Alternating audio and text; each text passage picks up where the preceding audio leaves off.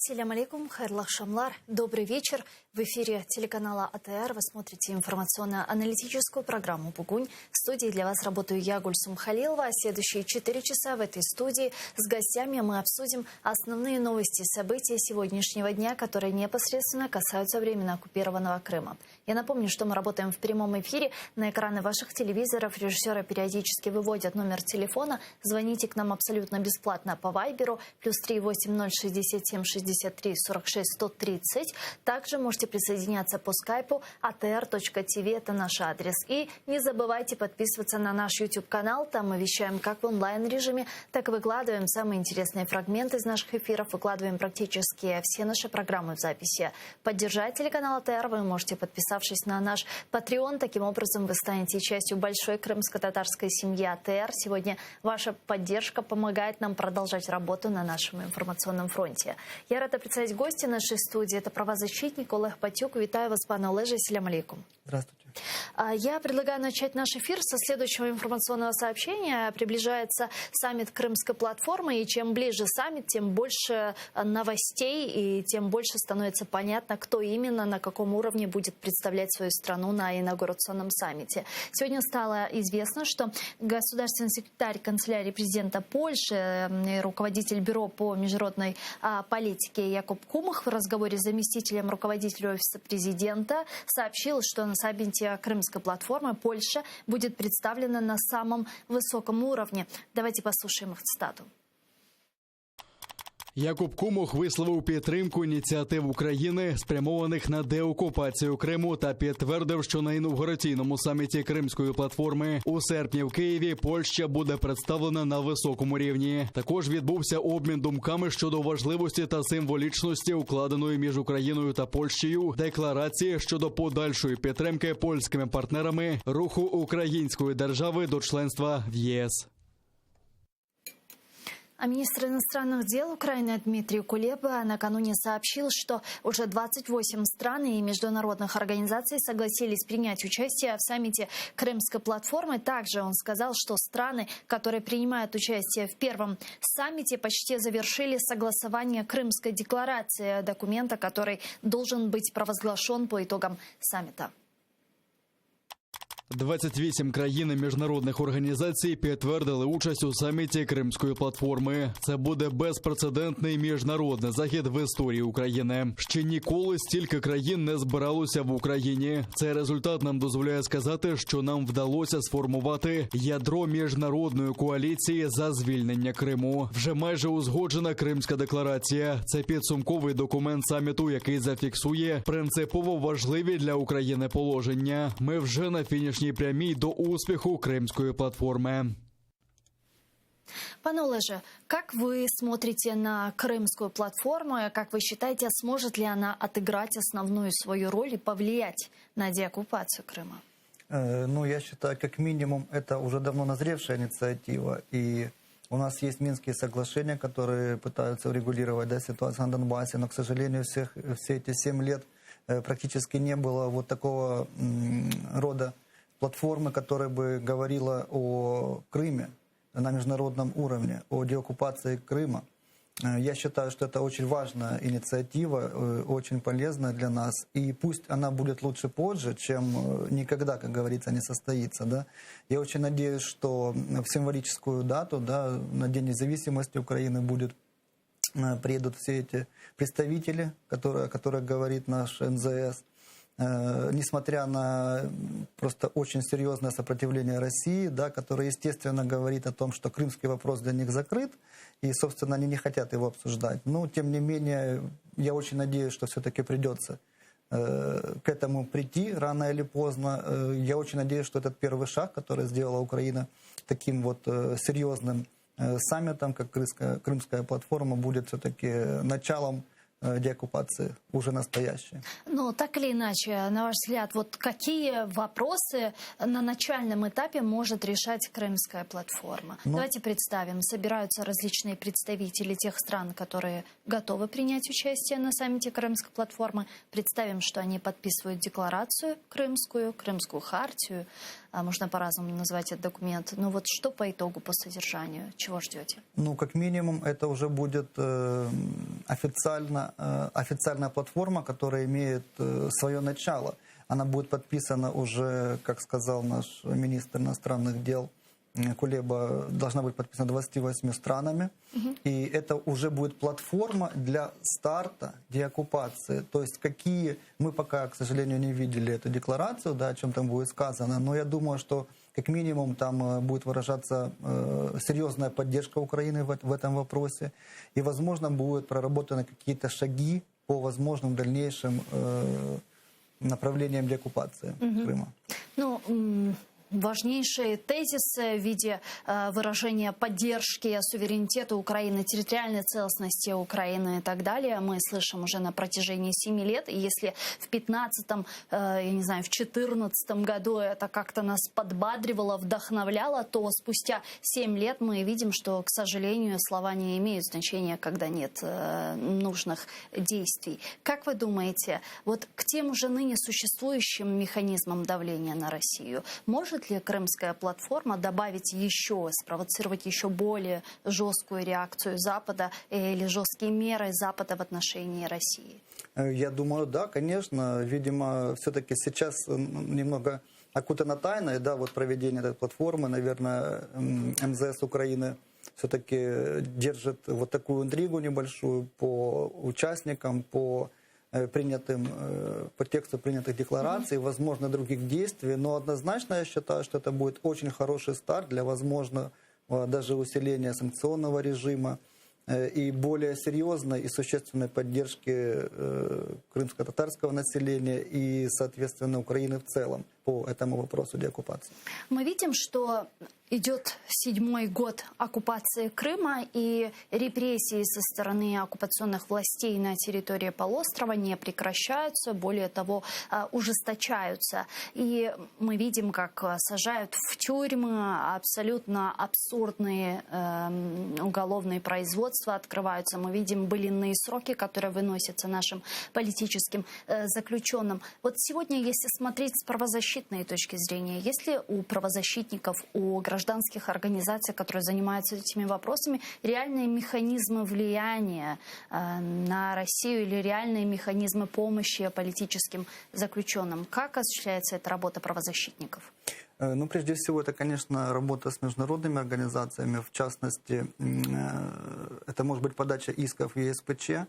Насколько мне известно, Украина, одно из дел, которое находится в Европейском суде по правам человека, было передано, в частности, и по вопросам вот Крыма на рассмотрение Большой палаты ЕСПЧ. А это очень, скажем так, весомый аргумент для того, чтобы все-таки права крымских татар и граждан Украины, которые продолжают жить в Крыму, все-таки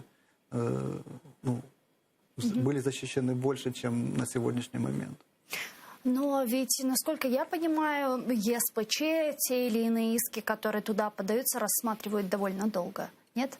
Вы знаете, все зависит, конечно, от множества ситуаций. Есть ограничительные меры, которые могут быть рассмотрены в самый короткий час, если есть какие-то экстренные случаи, да, требующие там вмешательства суда, именно там угроза жизни, безопасности, таких вот экстренных случаях, то такие промежуточные решения могут приниматься довольно быстро. Но в целом, да, конечно, Европейский суд не так быстро в своем рассмотрении, хотя мы знаем с вами много случаев, то есть, когда такие решения выносились довольно быстро.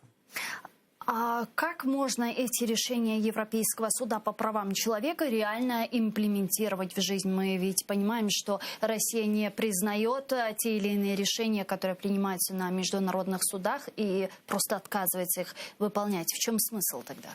Вы знаете, к сожалению, других механизмов у нас законных, я имею в виду, вот если считать правозащиту, у нас на самом деле не так много.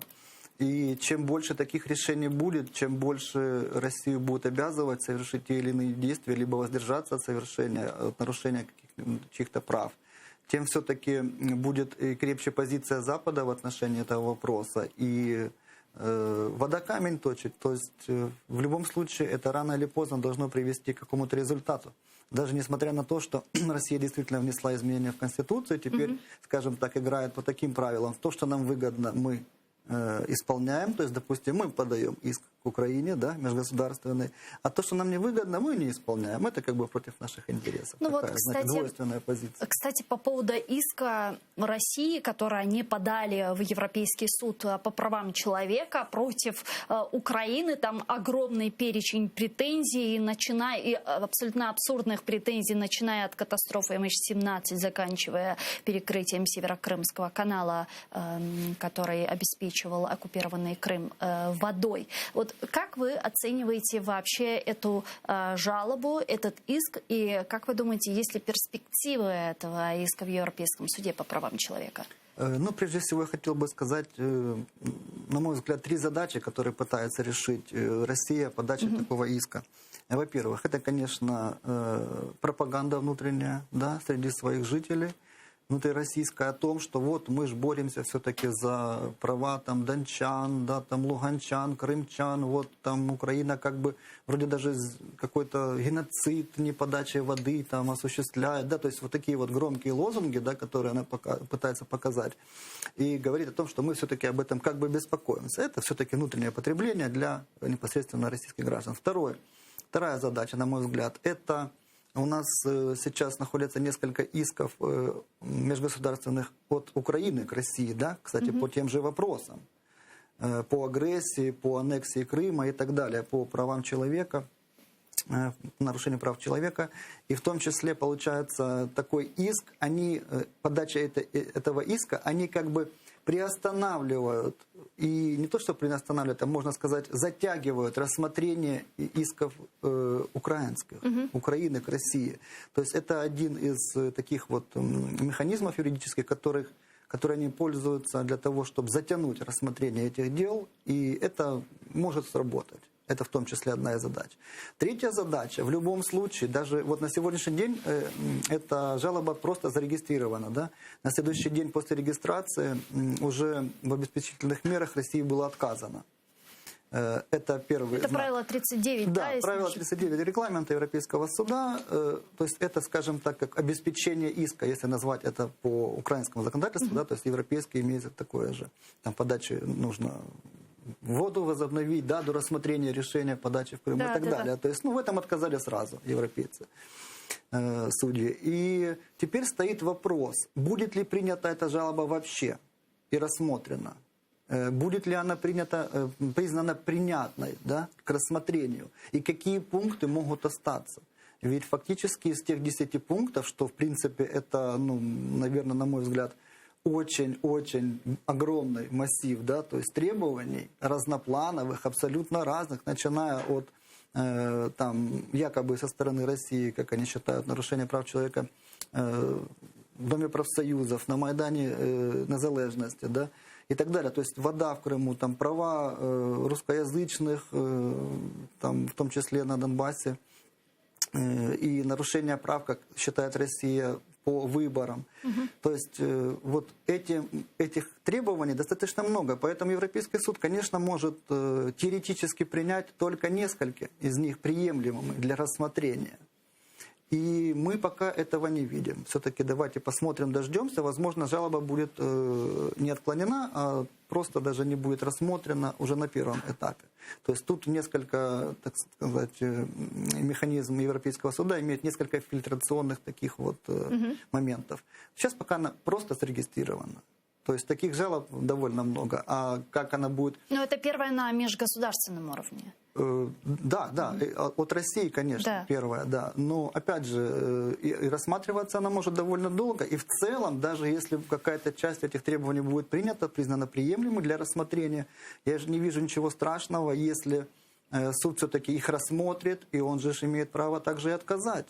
Да, это пойдет на пользу Украины, которая может сказать, смотрите, вот, да, была действительно такая жалоба. А для этого Украина должна сейчас что-то предпринимать, делать? Или вот мы просто находимся в ожидании? На сегодняшний момент мы находимся в ожидании, потому что жалоба не принята. И Украину не уведомили о том, что эта жалоба, так сказать, коммуницирована, это процедура Европейского суда.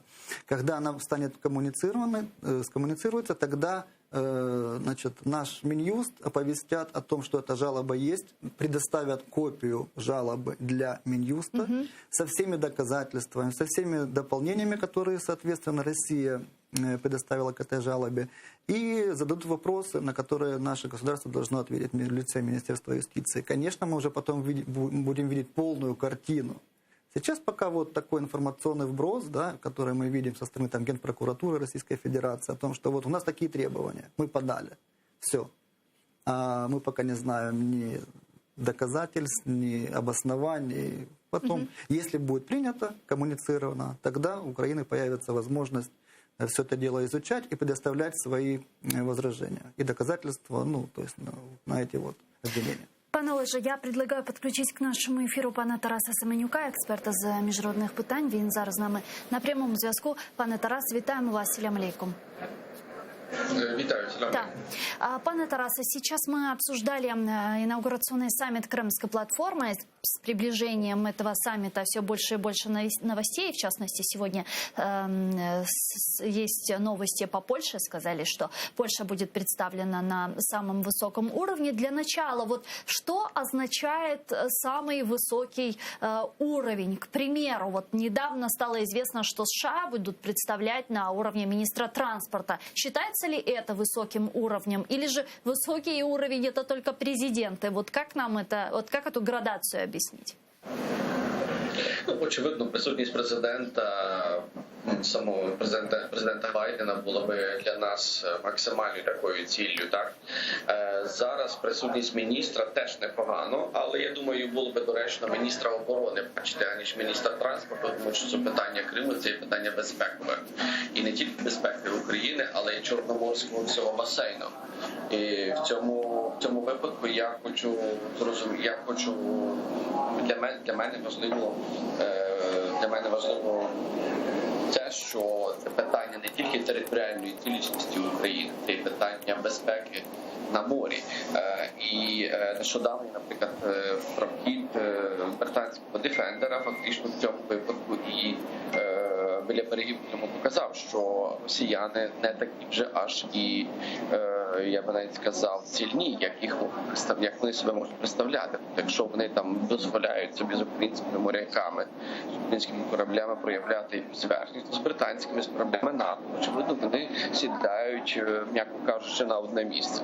Тому, я думаю, питання безпеки Чорноморського регіону є важливе, і тут міністр транспорту однозначно не є таким компетентним, але щодо символізму присутності високопосадовців Сполучених Штатів Америки, я думаю, що присутність міністра навіть транспорту все-таки це теж представництво.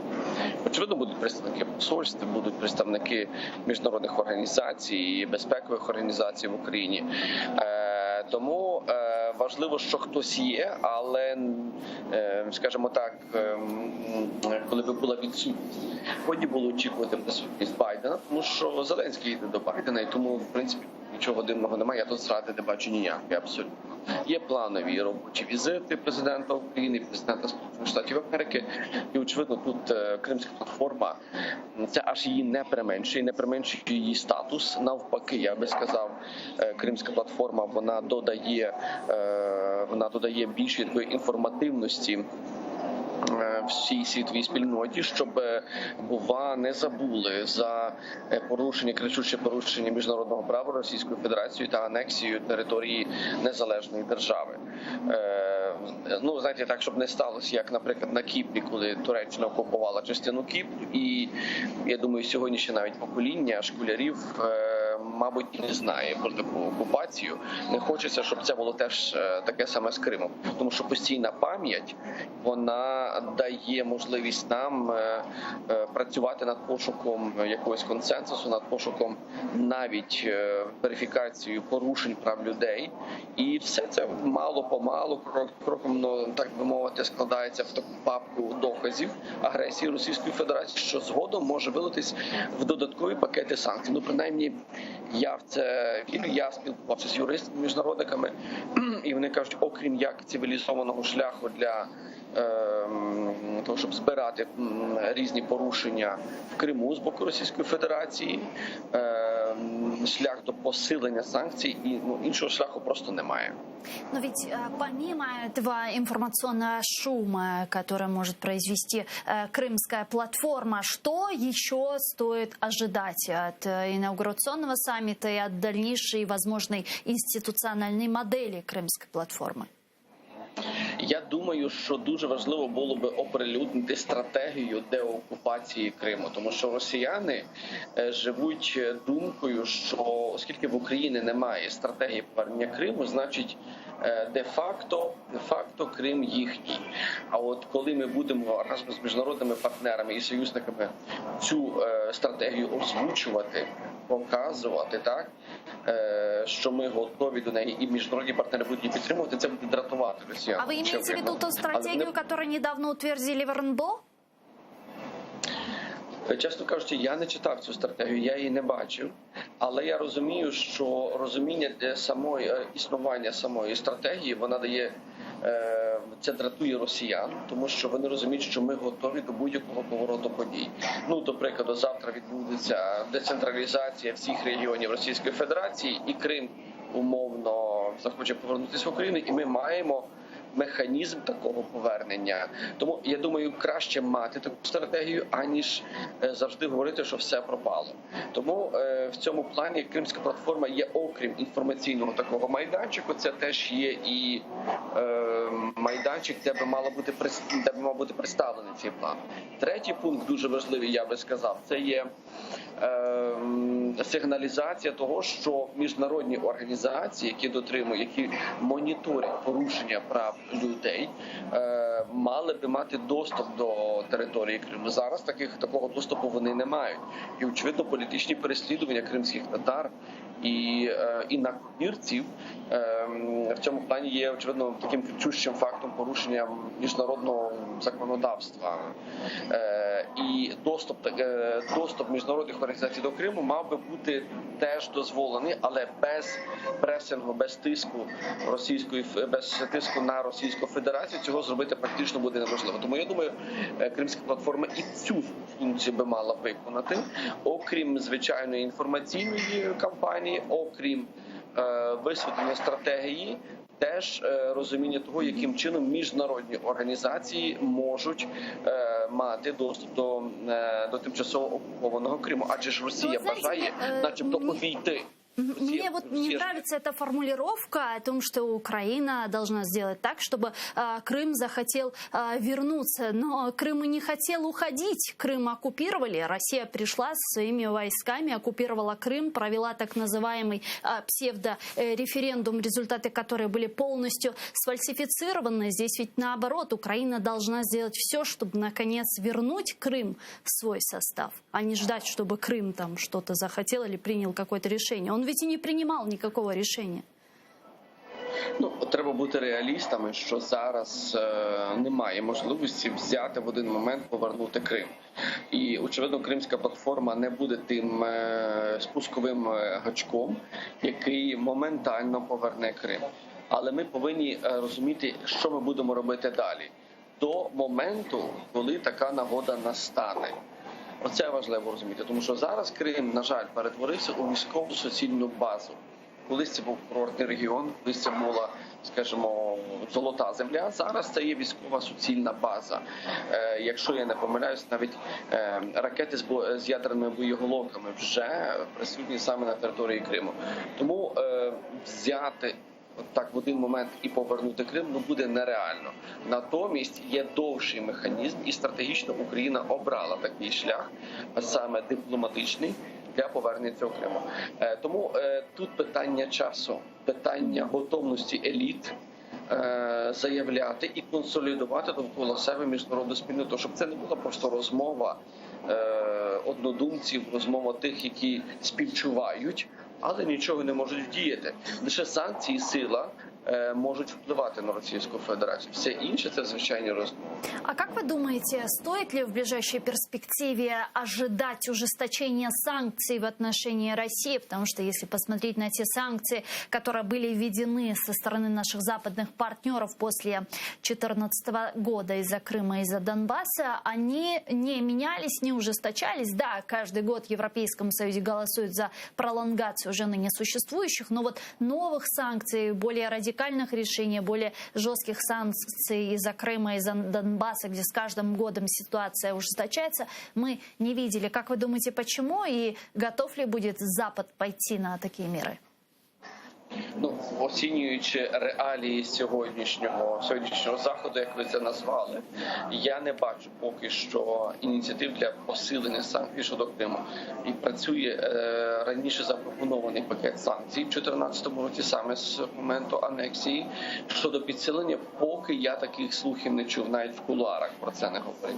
Але я думаю, що Кримська платформа мала би стати і може стати ініціативним майданчиком, який би мав наново переглянути проблематику анексії Криму і запропонувати західним партнерам все-таки вводити санкції. Тому що якщо ми говоримо про повернення тимчасово окупованих територій, якщо ми говоримо про порушення міжнародного права, яке раніше міжнародні партнери встановили, очевидно, має бути покарання для тих, хто порушує це міжнародне право. Тут, знаєте, не працює звичайне правило business as usual, як Захід сьогодні хоче з Російською Федерацією повернутися в цю парадигму, де бізнес вирішує все. Натомість є цінності, про які теж неодноразово і в Брюсселі, і в Парижі, і в Берліні наголошують. А от цінності визначають наші кроки подалі в нашому щоденному житті. Якщо ми цінності підміняємо умовно певними матеріальними здобутками, благами, то ці цінності нічого не варто. Тоді ми просто-напросто бачимо реальне лице партнерів. Знаєте, скажімо, в російській мові є гарне слово «лицемір'я». От тут, власне, не хотілося б побачити і досвідчувати оцю лицемірність наших західних партнерів, які спочатку говорять одне, а потім роблять зовсім інше. Но вот на днях стало известно, что Северная Македония, Албания, Норвегия и Грузия присоединились к решению Евросоюза о продлении санкций против России за оккупацию Крыма. Это хороший знак? Це хороший знак, але ми розуміємо, всі ці країни, які ви назвали, вони мали свої проблеми анексії, вони мали свої проблеми територіальні, але для запровадження санкцій має бути консенсус всіх країн Європейського Союзу, і, зокрема, якщо говорити про Сполучені Штати Америки, теж має бути певна консолідація політичних еліт. Зараз ми бачимо, в Європейському Союзі немає такої консолідації. Можливо, Кримська платформа стане с этим стимулом для консолидации. Побачимо. Пане Тарас, и еще один вопрос, который хотела с вами обсудить. Наверняка вы слышали последнее заявление главы фракции «Слуга народа» Давида Арахамии, который считает, что Украина могла бы шантажировать весь мир, если бы сохранился ядерный потенциал, а подписание Будапештского меморандума стало ее фатальной ошибкой. Давайте вместе послушаем его цитату. У Кравчука, мені здається, фатальна помилка – позбутися ядерної зброї після підписання нічого не значущого меморандуму. У принципі, ми сьогодні всі успадковуємо цю велику помилку. Всіма іншими помилками всіх інших президентів можна просто знехтувати. Якби ми були ядерною державою, з нами б усі розмовляли по-іншому, домовлялися по-іншому. Якщо навіть на це йти, то йти треба було зовсім по-іншому. Ми могли б шантажувати весь світ, і нам би давали гроші на обслуговування, як зараз це відбувається в багатьох інших країнах. Как вы оцениваете такое заявление и каким образом бы мы могли шантажировать весь мир вообще? Ваш комментарий. Я здесь немного речі потерял. Тут, розумієте, я не хочу коментувати безглузді і непрофесійні заяви, зважаючи навіть на те, що пан Леонід Кравчук зараз перебуває в тяжкому стані, і звинувачувати його в чомусь, це абсолютно є неетично, неправильно, неморально і взагалі непрофесійно. Я не буду коментувати заяви пана Арахамії, тому що це є просто, даруйте за такий російський сленг, бред сівої кобили. Це абсолютно ніякого не має значення рішення сьогодні.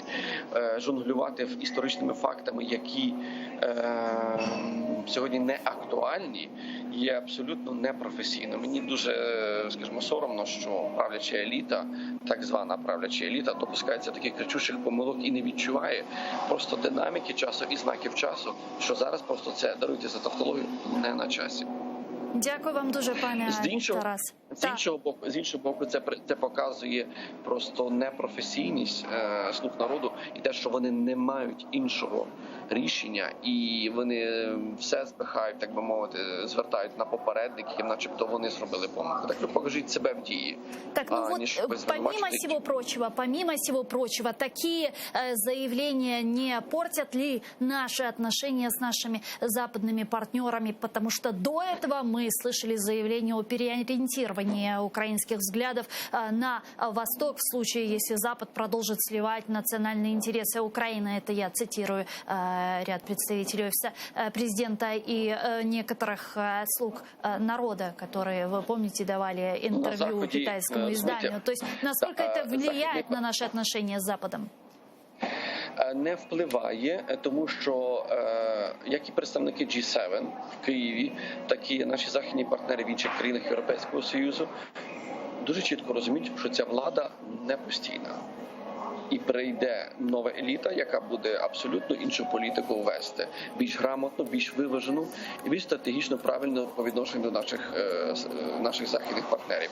А коментувати знову ж таки такі безглузді заяви абсолютно немає сенсу, тому що це позбавлено будь-якої логіки. Це звичайні емоційні, екзальтовані такі сплески емоцій, які далекі від здорового глузду і далекі взагалі від нормальної логіки.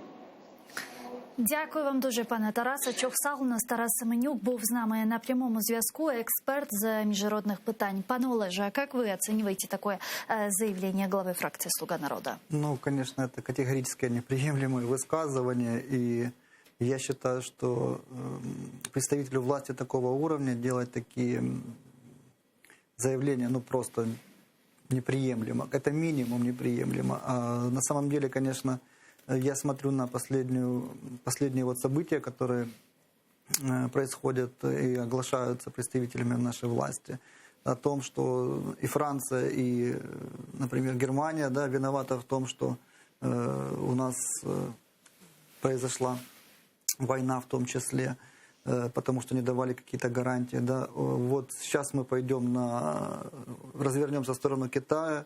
Теперь вопрос о том, что мы бы шантажировали, если бы у нас было ядерное оружие, то есть весь мир, да, и все бы шли у нас на поводу. Но мне кажется, это уже просто, конечно, хаотизация какая-то вот во власти происходит. Я не могу понять, зачем все это делать. Да, но, пане Олеже, справедливости ради ведь нужно сказать, что в 1994 году, когда Украина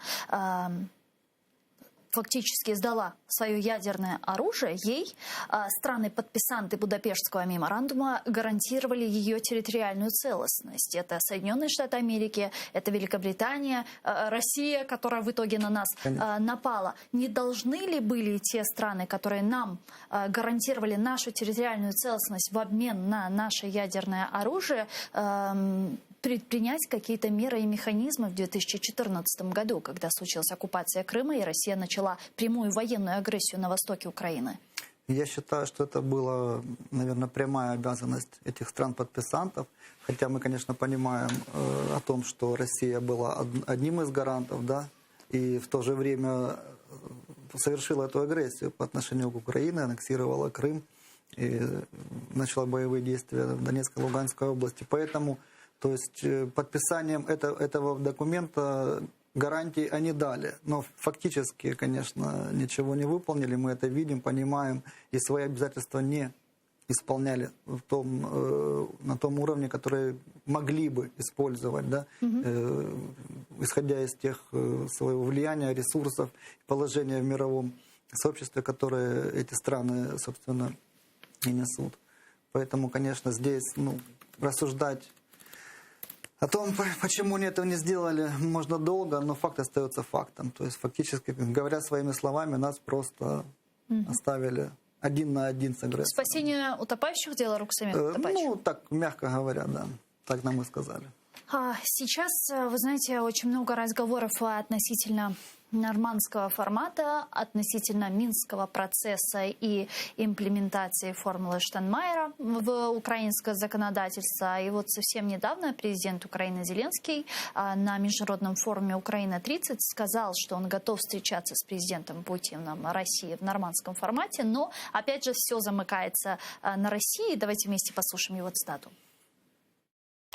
Питання повернення Донбасу, питання тиші на Донбасі, питання обстрілів, питання обмінів. Усі питання, які розуміють в Україні. Всі вони на сьогодні залежать від бажання РФ і тиску, і допомоги всіх наших партнерів та учасників нормандської четвірки. Ми готові до переговорів у нормандському форматі. Я певен, ця зустріч буде, але все залежить від Росії.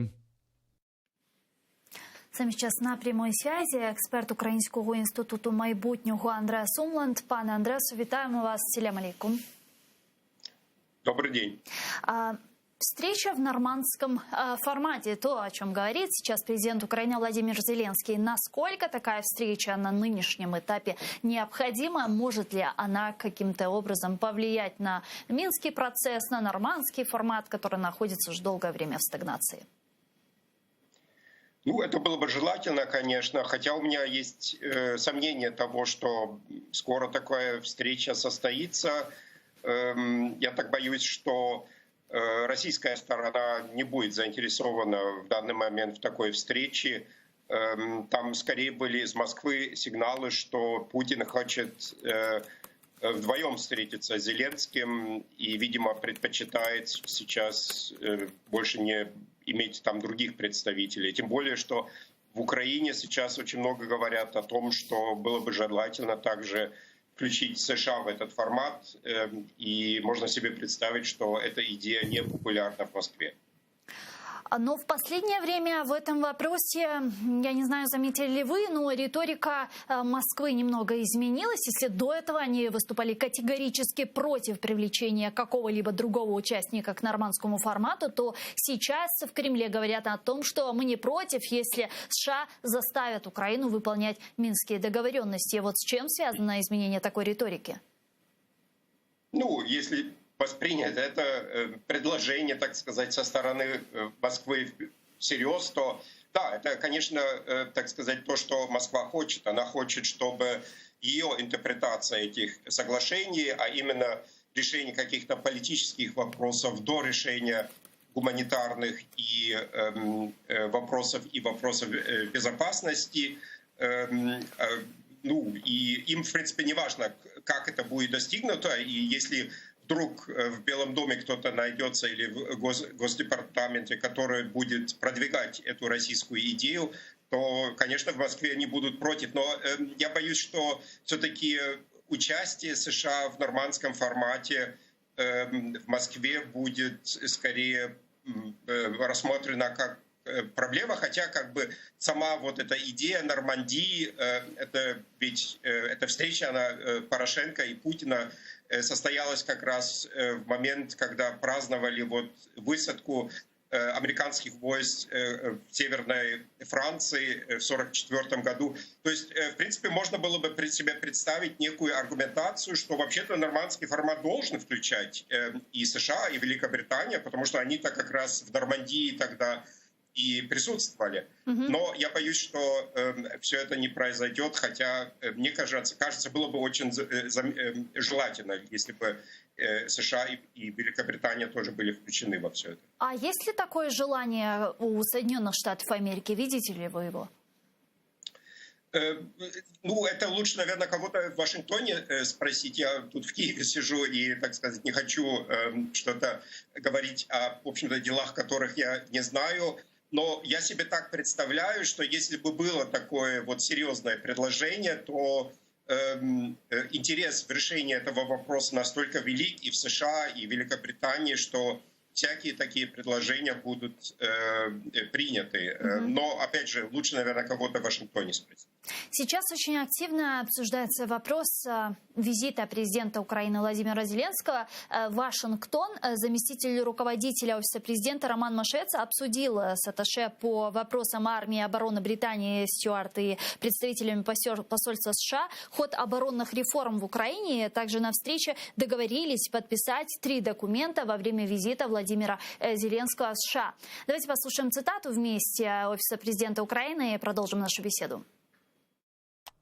З метою належного забезпечення підготовки візиту Володимира Зеленського до США заступник керівника Офісу президента обговорив завершення опрацювання 3 двосторонніх документів щодо оборонного партнерства, проєктів у сфері досліджень, розробок, випробувань та оцінки і співпраці у космічній галузі. Американська сторона висловила готовність забезпечити підписання вказаних документів у межах візиту глави української держави до Вашингтона. Сторони також обговорили практичні питання двостороннього оборонного співробітництва, зокрема надання Сполученими Штатами допомоги у розвитку українських оборонних спроможностей, реформування ЗСУ та оборонно-промислового комплексу.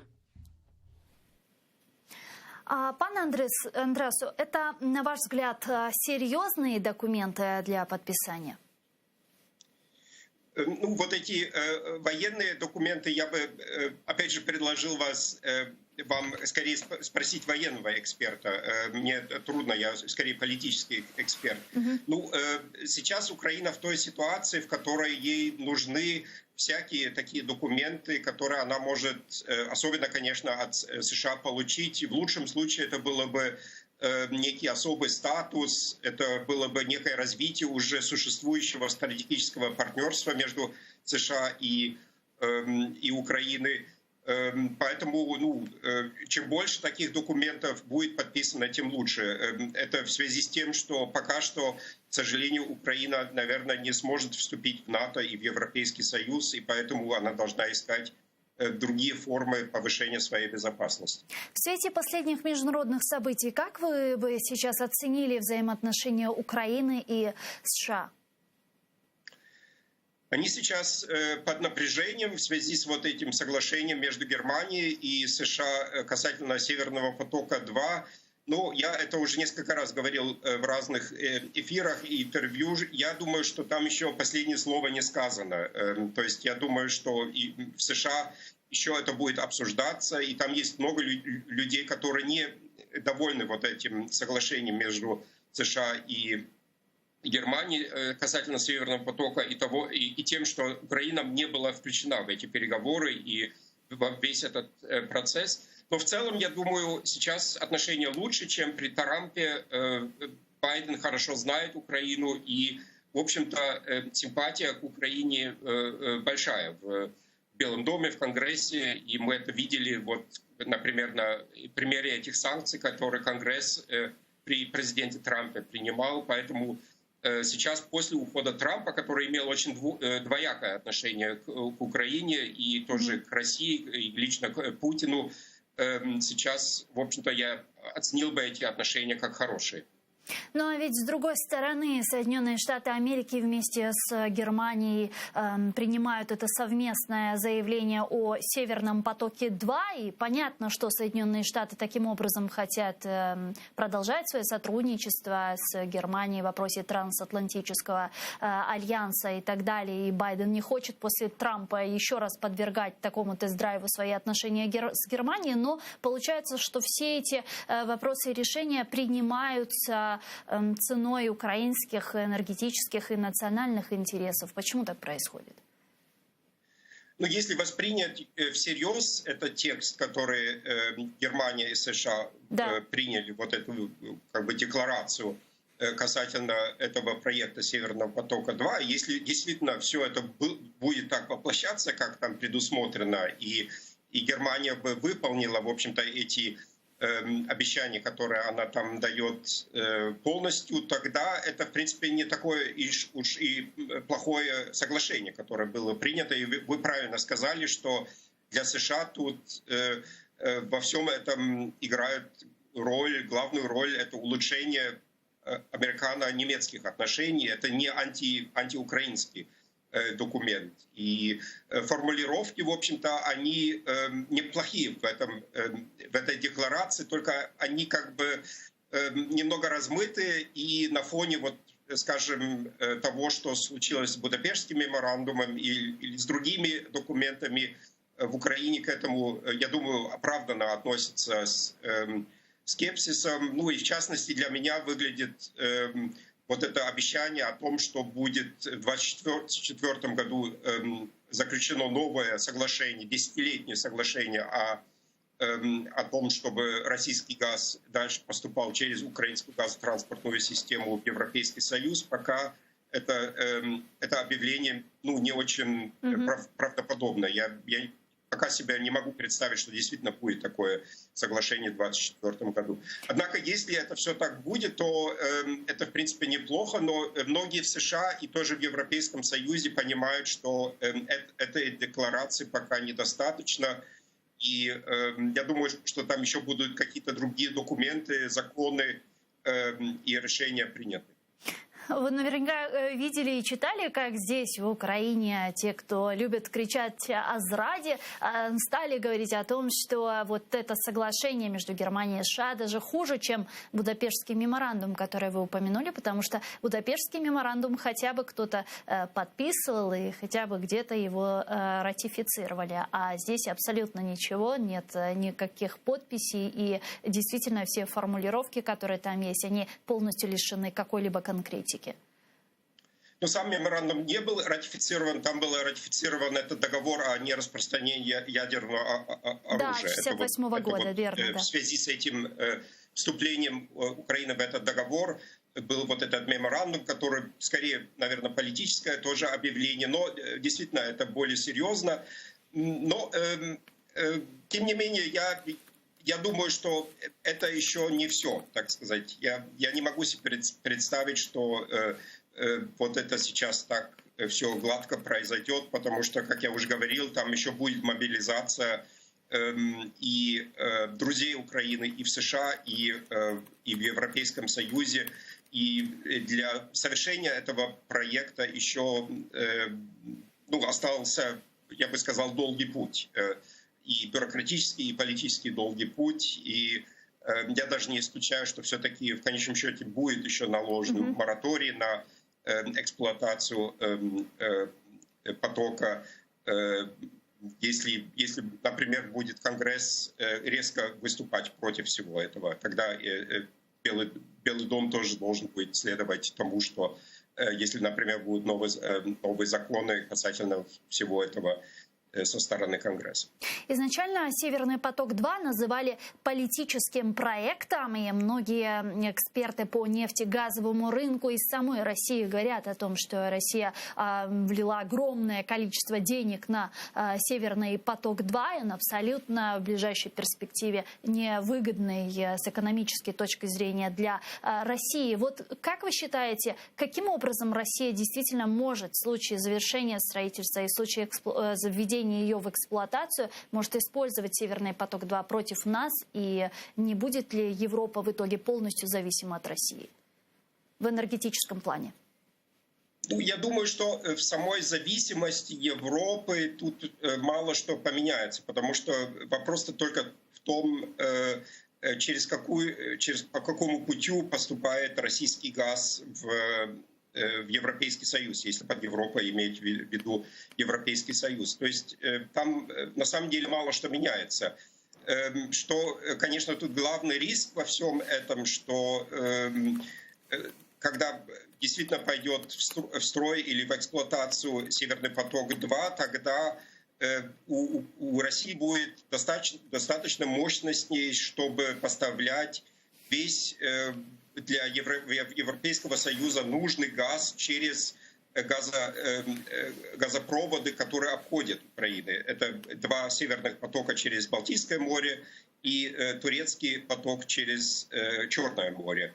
И тогда есть возможность как бы полностью отключить этот транзит российского газа через Украину. И это, конечно, связано с политическими тогда рисками для Украины. Мне кажется, об этом нужно в первую очередь говорить, что вот есть такой политический, может быть, даже военный риск во всем этом.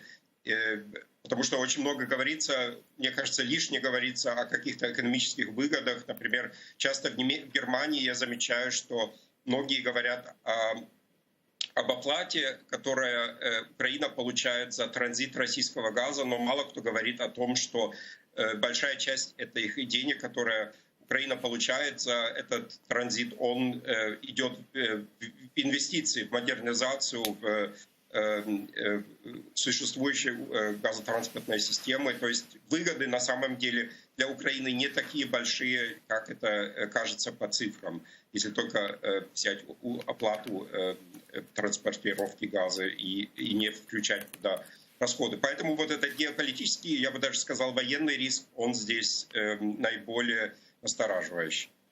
Почему Германия не разделяет эти риски, на ваш взгляд? Ну, там есть как бы некая традиция рассматривать бизнес, как он понимается в Германии, и политику отдельно. Ну и нужно сказать, что просто там есть, например, Германия — это федеративное государство, есть земля Германии, Мекленбург-Форпоммерн, это вот северо-восточная земля, куда сейчас уже приходит Северный поток-1 и будет приходить Северный поток-2.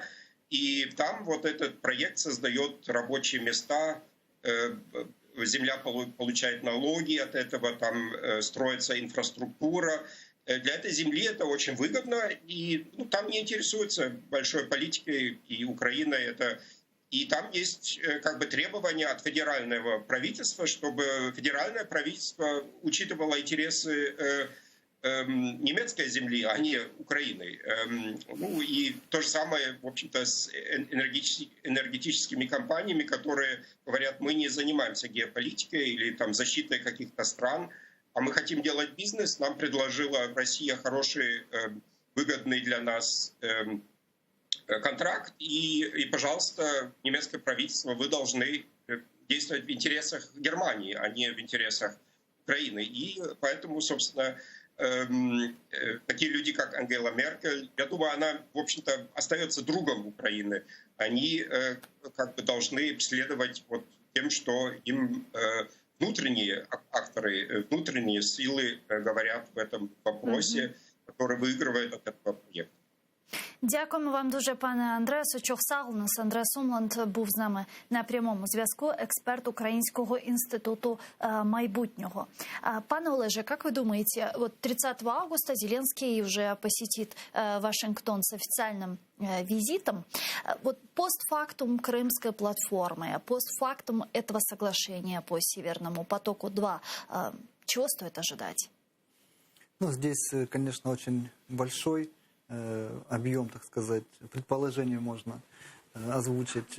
Но прежде всего, я думаю, все-таки те вопросы, которые уже подготовлены, и это оборонные какие-то, да, соглашения, прежде всего, они будут озвучены в первую очередь.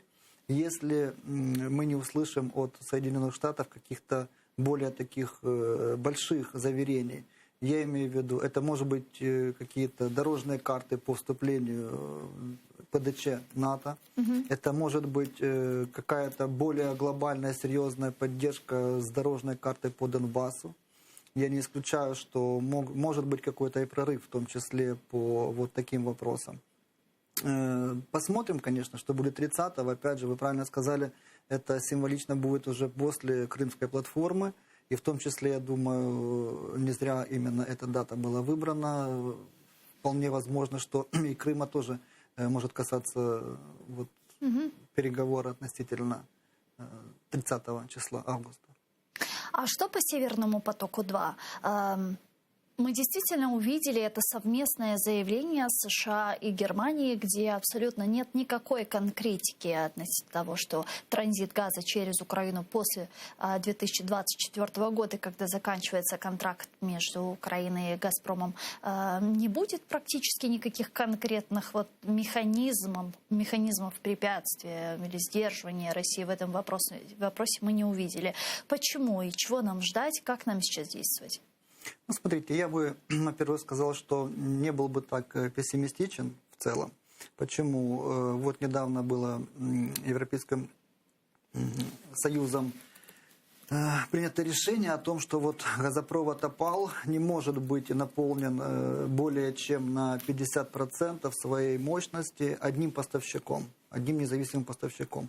Я думаю, процентов на 90, что такая же участь постигнет и «Северный поток-2». То есть эта директива должна распространяться в том числе и на «Северный поток», на эту трубу. То есть 50% от мощности этого потока не дают полноту тех поставок, да, «Газпром», если не ошибаюсь, порядка 200 миллиардов кубометров поставляет в Евросоюз.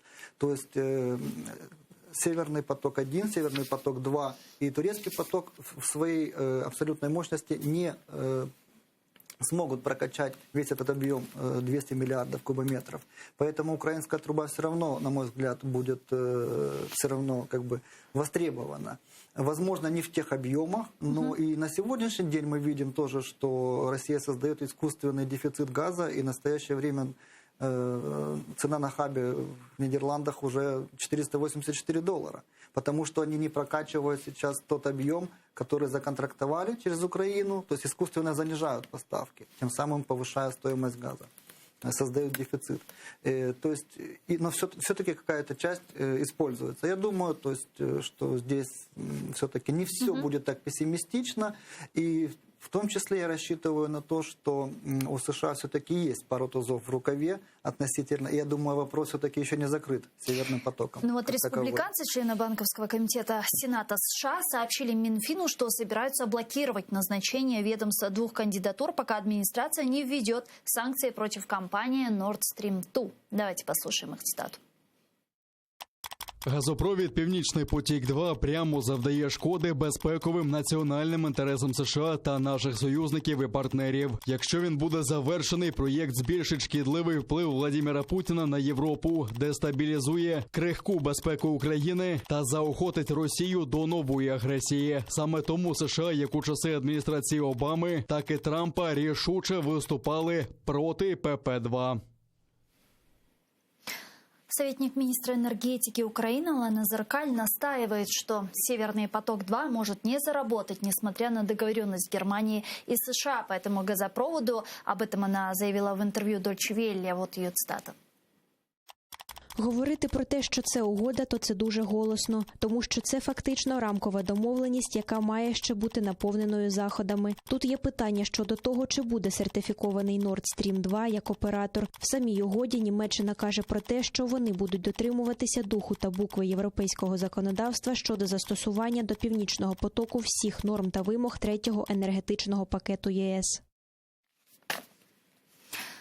В Евросоюзе положительно оценили находчивую реакцию Украины на соглашение США и Германии по газопроводу, сообщает Политика. После того, как США и Германия опубликовали текст соглашения, Украина объявила об инициации консультаций с Еврокомиссией Германии по поводу Северного потока в соответствии со статьей 274 соглашения об ассоциации с ЕС, говорится в материале издания Политико. Давайте послушаем их.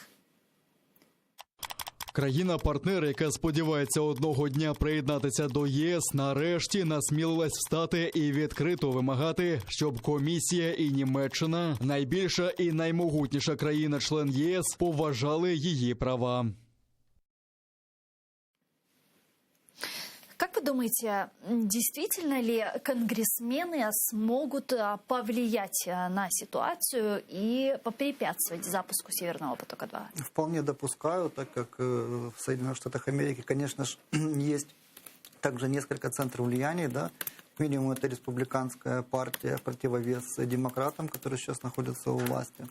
И в самом Госдепе также есть несколько разных мнений по вопросу, в том числе Украины, Северного потока и всех соответствующих. Пане Олеже, у нас есть сейчас телефонный звонок. Пан Михайло Гончар с нами на прямом зв'язку. Я предлагаю подключить его к нашему эфиру. Президент Центру глобалістики «Стратегія 21». Пане Михайло, вітаємо вас. Салям алейкум. Алло. Пане Михайло, алло. Сорвался, к сожалению, у нас телефонный звонок с паном Михайлом Гончаром, президентом Центру глобалистики «Стратегия 21». Мы попробуем еще раз его набрать. Да, относительно санкций, которые может ввести Соединенные Штаты Америки. Действительно ли вы считаете, что, как говорит Зеркаль, на этапе лицензирования, на этапе страхования «Северный поток-2» вполне себе может и не запуститься?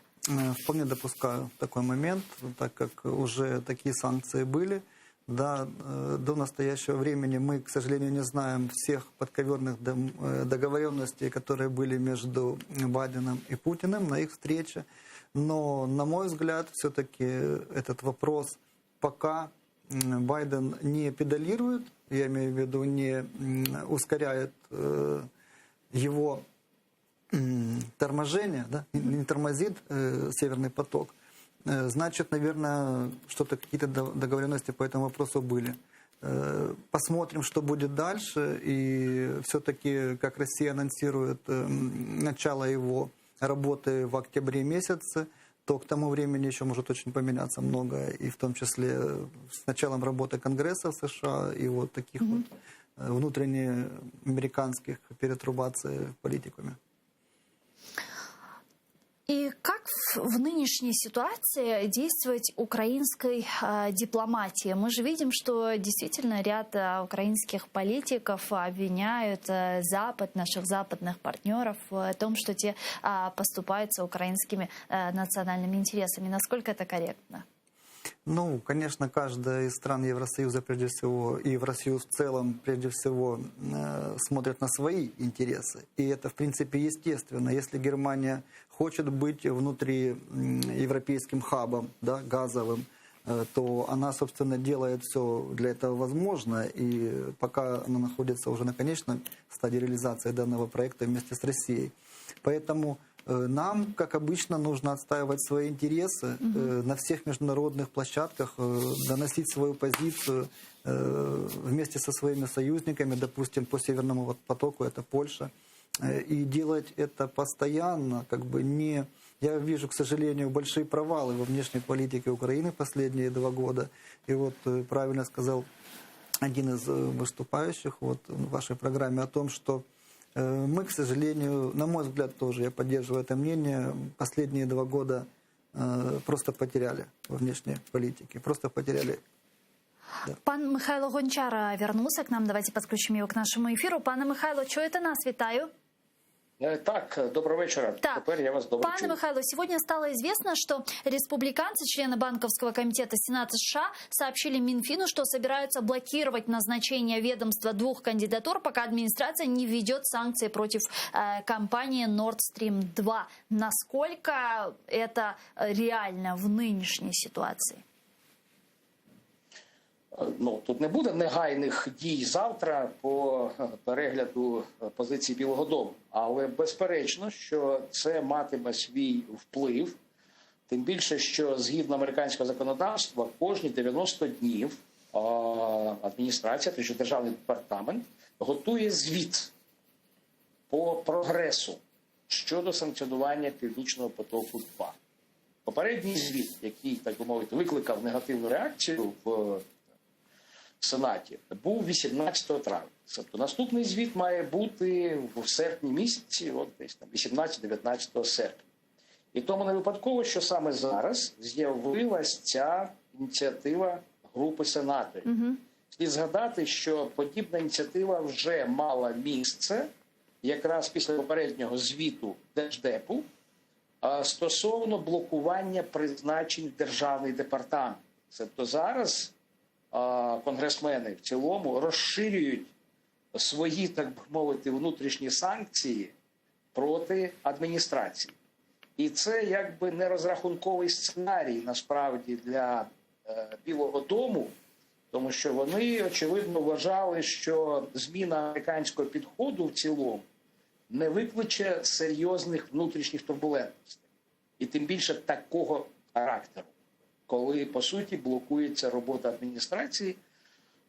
І очевидно, що якби ситуація буде ще дуже непростою у подальшому. Недаремно зверніть увагу, що навіть президент Байден коли заходить мова про Північний потік-2, він, як і раніше, підкреслює, що він поганої думки про цю оборудку. Тому він, очевидно, залишає для себе ще такий свободу маневру для того, щоб, можливо, переглянути підход. Тому історія не закінчена ще. Но і тем не менее, цей лист групи сенаторів дуже показовий. Да, но тем не менее, вот как вы оцениваете это соглашение, которое было подписано между Соединенными Штатами и Германией? Я помню, что мы с вами обсуждали этот вопрос в нашем эфире в студии, и тогда еще не было этого соглашения, мы размышляли вместе о том, что может быть в нем, и сейчас появляется это соглашение, где абсолютно нет никакой конкретики относительно предоставления Украине гарантий транзита через нашу страну. Как нам теперь быть с этим документом? Ну от його не потрібно називати соглашенням, угодою, тому що насправді це спільна заява, яка по суті реально не має навіть ніяких юридичних наслідків для сторін цієї заяви. Ні для США, ні для Німеччини, насправді. Якщо почитати, то там дуже м'які формулювання і такого умовного нахилу. Ну, тим більше воно не має якоїсь юридичної сили для нас, і, відповідно, з українського боку і прозвучало несприйняття цих підходів. І якби в цьому контексті теж рано кричати, що все пропало, і що нас там здали. Ну, така от є боротьба, яка має, так мовити, і внутрішньополітичний вимір в Сполучених Штатах, і зовнішньополітичний. Знову ж таки, тут спрацював ефект резонансу. І нерозрахунковий цей резонанс у ініціаторів ось цього такого американо-німецького умовного примирення, яке працює на користь росіян насправді. Цей резонанс, він виявив негативний для адміністрації. Він виявився значно потужнішим, ніж на це розраховував.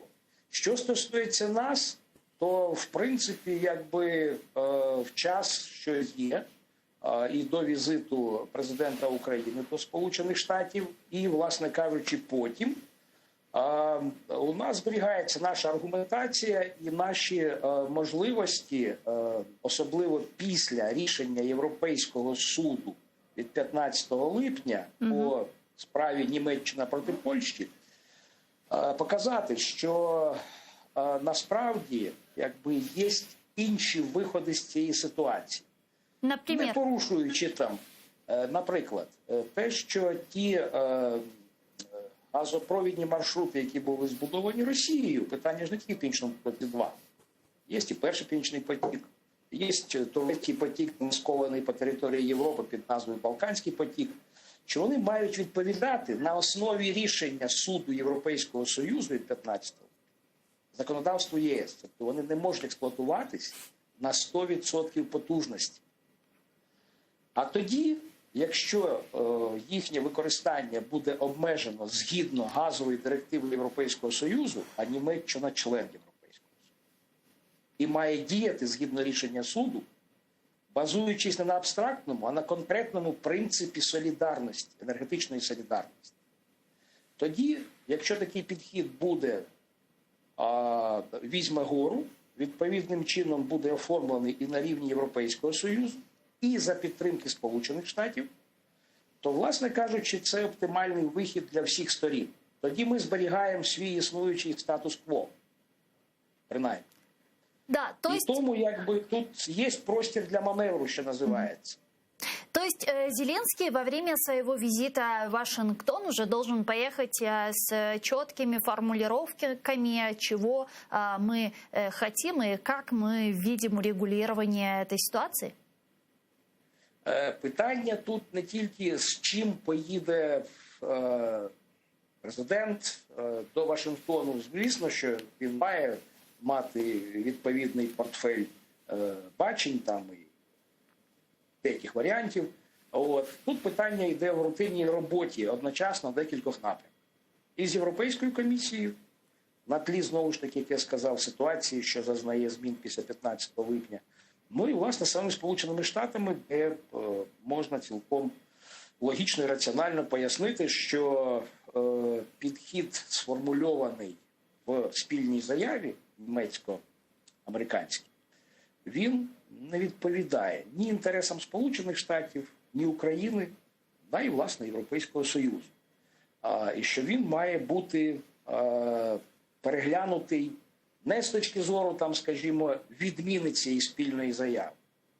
Вони зробили її, нехай вона буде. Я сказав, що вона не несе юридичних наслідків, бо це не є якась міждержавна угода там, чи договір, який там з одного боку затверджений, ратифікований Сенатом, з Конгресом Сполучених Штатів, з іншого боку Бундестагом. Ні. Тому просто необхідні відповідні корекції і доповнення, тому що з'явились нові можливості. От десь такий підхід міг би взяти год. Тому попереду, якби, спекотне літо ще не завершилось, і в політичному відношенні так само. Дякую вам дуже, пане Михайло. Чохсаг у нас Михайло Гончар був з нами на прямому зв'язку. Президент Центру глобалістики «Стратегія-21». А гостем нашої студії був Олег Батюк, правозахисник. Вітаю вас, пане Олеже. Чохсаг у нас, что нашли время и приехали к нам в студию.